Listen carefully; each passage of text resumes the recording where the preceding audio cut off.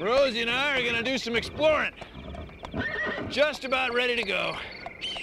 Yeah, we got sunscreen, and I got my canteen. I got a cell phone, and I got my canteen. I got some granola bars, and I got my canteen. So, Rosie and I are ready to go. You say we head out. Well, let's go. Oh, I got my canteen. Bill Nye the Science Guy. Bill Nye the Science Guy. Bill Nye the Science Guy. Science rules. Bill Nye the Science Guy. Inertia is a property of matter. Bill Nye the Science Guy. T minus 7 seconds. Bill Nye the Science Guy. Brought to you by the Dromedary LX from Kobe Motors.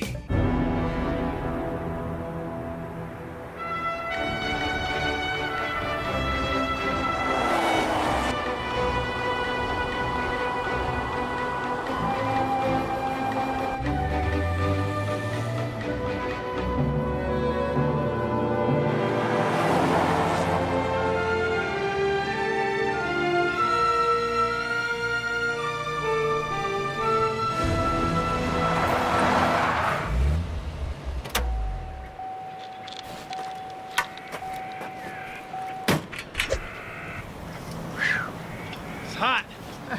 It's a desert. Now, about 1 out of every 5 places, a fifth of the land on Earth, is a desert. They receive very little rain or snowfall, so they're always dry. And the things that live here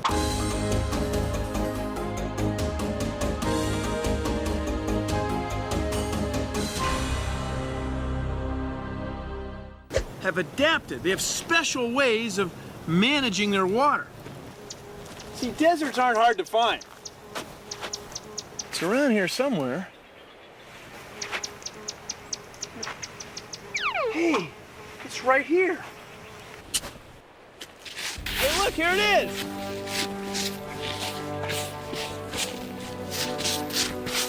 I knew it was around here somewhere.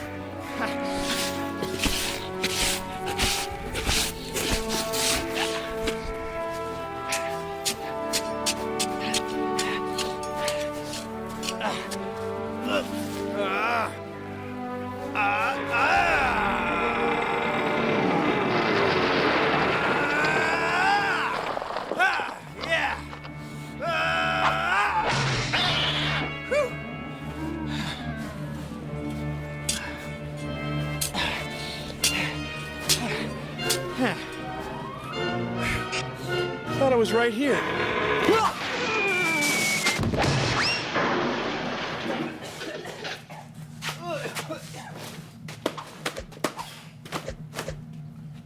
Oh, excuse me.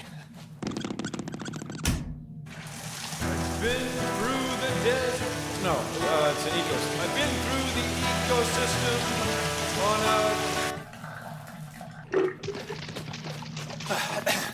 Now, where was I? The desert. Oh, yeah. Deserts aren't hard to find because they're part of a worldwide pattern of weather, a dry pattern. And the things that live in deserts are used to very dry ecosystems. Take a look at this. It's a model of the Earth as we see it from space. It's a globe. And here in the Earth's middle, the equator, the world gets the warmest because the sun shines directly. Now, it's the warmest, but it's not the driest. The air near the equator gets warm by the sun, and it gets moist because the ocean is here. And the warm, moist air gets squeezed up by cold air from the north and south. As it goes up, it spreads out. When it spreads out, its warmth spreads out. So it gets cool. It starts to rain. And the rain falls right here near the equator. Most of the world's jungles and tropical rainforests are found near the equator. Now, the dry air happens by the time it gets up here and down here. Deserts are to be found all over the world, but many of the best known lie between the latitude of 10 north and 35 south of the equator. Here, we find the combination of cold ocean currents and mountain barriers that create desert conditions. We define a desert as an area that receives less than 10 inches of annual rainfall. All right, friends, and let's take a look at our extended forecast, and it shows some changes coming in the next few days. Psych! It's not gonna change. It's still dry and hot. Yes, my friends, the forecast never changes here, but The sponsorship never changes either. Genghis Khan, blah, blah, blah, Let's see blah, what's blah. next. This layer of fog above this warm pool is like a layer of clouds above the ocean. When the wind blows, the air moves up the mountains. Now, when it goes up, it spreads out. When it spreads out, it cools off. So it's up here that it rains and snows. By the time the air gets over the mountains to this side, well, it's pretty well dried out. So over here, it's wet and green with plants. Over here, it's dry and brown with bare soil. This is how deserts are formed all over the world. I've been through the desert on a camel with no name. No, wait. I've been through the desert on a chameleon with no name. I've been through the desert on a dune buggy. That's not it. I've never actually been through the desert, but I know it's a large area of land that gets very little rain or snow. You might think that just because a desert is hot and dry, that it's lifeless. No, far from it. Whole ecosystems have developed where things live on very little water. Take it, Earl. Where's the water? Hey, leave me alone. Some plants send their roots out deep and wide looking for moisture. Other plants make seeds that can sit out the dryness. When it rains, they grow flowers that make more seeds. Where they're plants, they're animals that eat plants. And animals that eat the animals that eat the plants. They've got ways to make the most of a little water too. For example, there's a beetle that props its body up at night. When the desert fog rolls in, moisture condenses on the beetle's body and drips down, and the beetle drinks it. Save some for me. Not bad. Some desert animals, like the desert rat, clean themselves by taking a dust bath. They don't use any water at all. They get dry clean.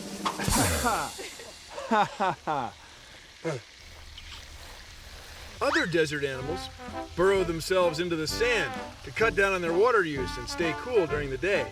You know, I could go for some water right now.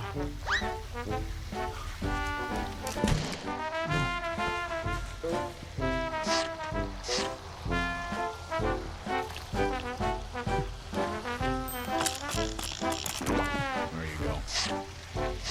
Don't drink that all at once, you'll fill your head up.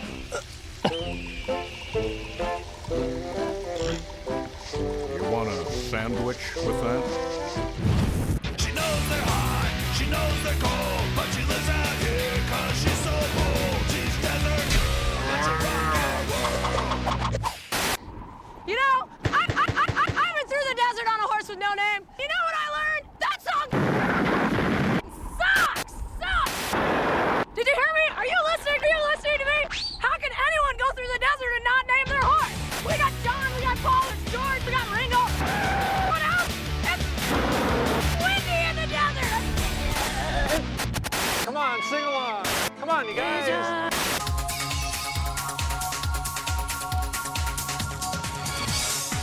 Hot deserts are cold at night. Please consider the following. The night in the desert is cold because there's nothing to hold in the heat. Take a look at this. It's our desert temperature simulation system of science. And this tub of sand is like the desert floor. It's a sandbox. And this, keep those French fries warm light, is like the sun. And here is a temperature probe. Oh, Careful, got it. careful, careful, careful, careful, careful. And here's the thermometer. Right now it says 122 degrees Fahrenheit. That's an old way of measuring temperature. It's about 50 degrees Celsius. So here's daytime, and it's hot. At night, the sun doesn't shine. So this black metal plate with the ice above it represents the night sky. It's the icy blackness of space. The icy blackness of space. So down here, the heat that's in the sand, in the desert floor, is facing the night sky. The icy blackness of space. And you can see that the thermometer is going down. It's going down pretty fast. Right now, it's about 104 degrees Fahrenheit. That's right around 40 degrees Celsius. Now, if you don't believe me that it's the cold metal plate, the icy blackness of space, that's making the temperature fall really fast, watch this. This represents clouds, clouds that might roll in over the desert. Now, keep an eye on the thermometer. See, there are clouds in most parts of the world, and most parts of the world don't go through the temperature swings that we see over the desert. There, it's starting to go back up, just like that. See? Now, I didn't bring in the keep those French fries warm light again. It's the heat in the sand that's making the thermometer go up. The clouds are acting like a blanket to hold the heat in over the desert. See, clouds would keep the desert warm at night, but the desert doesn't usually have clouds. It usually faces the night sky. Icy blackness of space. You're starting to scare me. No clouds in the sky, no water on the ground, makes the desert cold at night all year round. Anyway, thank you for joining me on Consider the Following.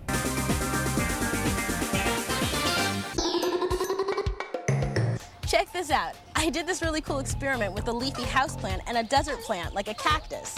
I covered them both with plastic bags and tied a string around them, and then I put them in the sun for a while. See these little water droplets? That's the amount of water that a leafy houseplant gives off to the air. And see how the cactus isn't giving off any water? That's because it lives in the desert and it saves all its water for a time when it really needs it. It's an awesome experiment. You should try it too. Try it!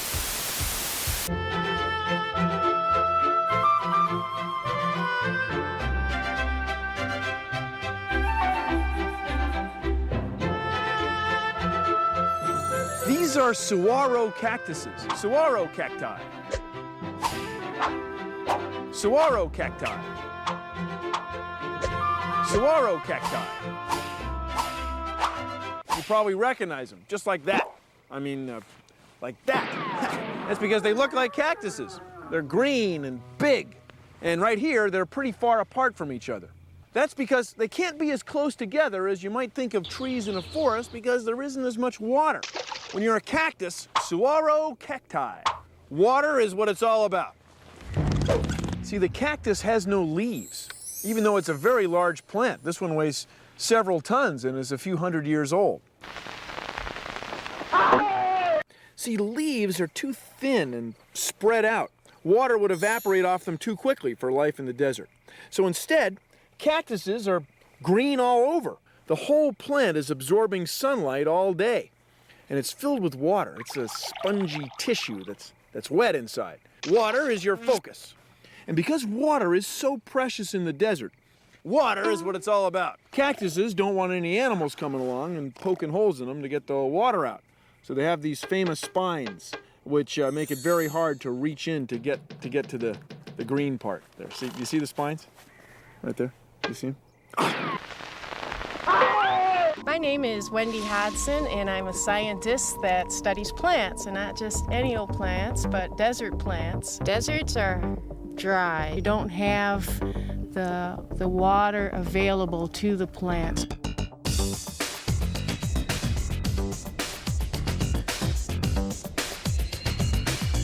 I like to study not only what plants are here and where they're found, but also how these plants adapt.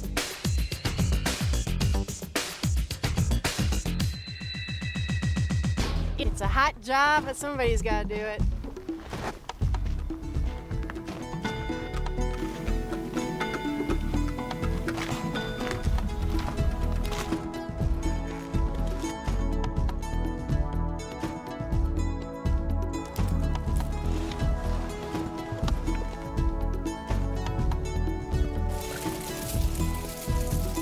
This is Engelmann prickly pear, and it is a common cactus in our Sonoran Desert. And even though it is common, I don't think it's been collected from this area. So I'm going to make a specimen of it and put it in our herbarium, because these spines do hurt. And you have to be very careful. That's why people don't collect them very much. I've cut open this prickly pear pad to make a specimen, and you can see the inside. It's very moist, it's very sticky, and this moist tissue helps keep the prickly pear pads from drying out. This is one of the many adaptations that this and other desert plants have developed to deal with the very dry conditions of our desert.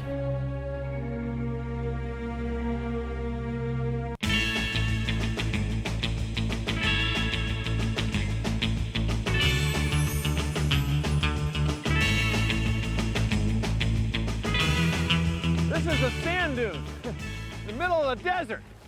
Now, most of the world's deserts aren't sandy at all. 20% of the world's deserts are covered with sand. The rest are covered with desert soils. They're usually hard, sometimes called hard pan. Hard pan. It's hard. It's desert soil. Now, desert soils can be full of clay and stiff. They can be white and chalky, full of chalk. They come in all different colors, but all of them are dry. They have very few living things on them, and therefore there's very little stuff in the soil that comes from living things. Desert soils do not have very much material in them from decaying plants and animals, dead living things. No, that's because there aren't many things living on top of the soil. That's because it doesn't rain very much. I mean, it's dry. It's a desert, for crying out loud. This part of it's sandy, though, I'll tell you that. Whew. Arid winds dry the land and create swirling dust clouds. For thousands of years, the winds have removed what surface soil existed, leaving behind rock, gravel, and sand. Hey, Bob, you're sweating like a pig. I know. I've been thinking of getting my sweat glands removed. Hold on, Bob. Not so fast. Try my Desert Extra Extra Extra Dry. Desert Extra Extra Extra Dry? Desert Extra Extra Extra Dry fights wetness the same way nature creates deserts, by building up ridges that make moisture fall before it can reach your underarms. Will it keep me drier than a prairie dog's butt? Why do you think they named it Desert? Thanks, Bert. You bet, buddy.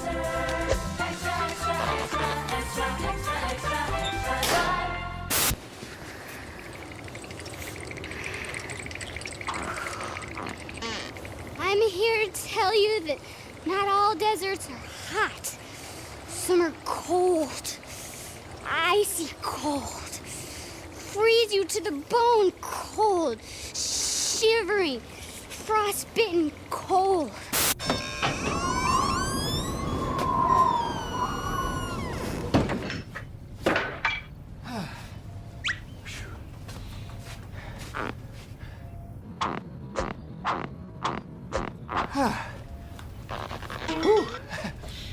Some of the driest places on Earth are also some of the coldest, like near the South Pole in Antarctica. See there, the sun just grazes by the Earth, and the wind that blows has very little moisture in it. Take a look at this. It's our dry, cold air environment simulator of science. And we have two gauges. Now, each gauge has two dials. It has a thermometer and what's called a hygrometer. A hygrometer measures the amount of humidity in the air, the amount of moisture, the amount of water vapor. So here in the room, it's about 20 degrees Celsius, and the humidity is right around 70%. But in here, it's the same air as in the room, but we've packed it with ice, so it gets cold. The air is very cold. In fact, the thermometer is off the scale. It's way below 0 Celsius. And the hygrometer, the humidity gauge, shows only 40%. Way less than the humidity here in the room. That's because when air gets cold, it can't hold as much moisture, can't hold as much water vapor. The water freezes out. It becomes ice there on the inside. Now in Antarctica, it's way colder than this. Way colder. The air is so dry, there's places where it hasn't snowed or rained for over 100 years. When you see those pictures of big chunks of ice, that's old ice. It's been there for centuries. See, down there, it's dry, it's cold, It's a desert. It's nice though. It's that dry cold.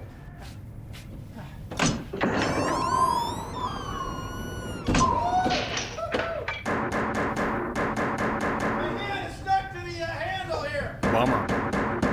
There are places on this here planet where you have to be alert. When you go there, you have to plan it. I'm talking about the desert. There is little rain or snow. You might ask yourself why. Something you should already know is deserts are always dry. Animals and plants have found ways to store water, and camels can go dozens of days even when it's hotter. From Antarctica to the Sahara, just as the snake or the cacti.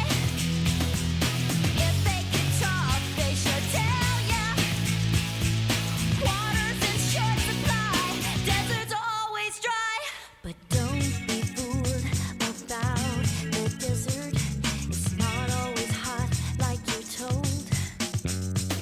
Or full of cactus, snakes, and dirt. Some deserts are even cold, but not a lot of water there. The main thing that I am told, from Antarctica to the Sahara, just ask the snake or the cacti. If they could talk, they should tell ya.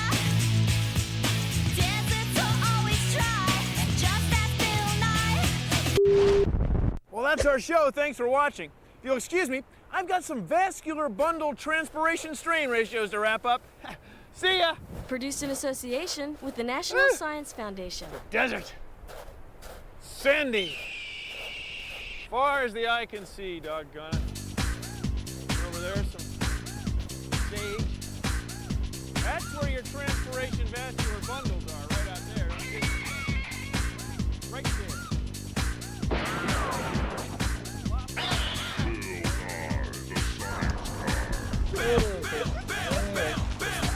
Yeah, another day at the office. I think I'll sit like this.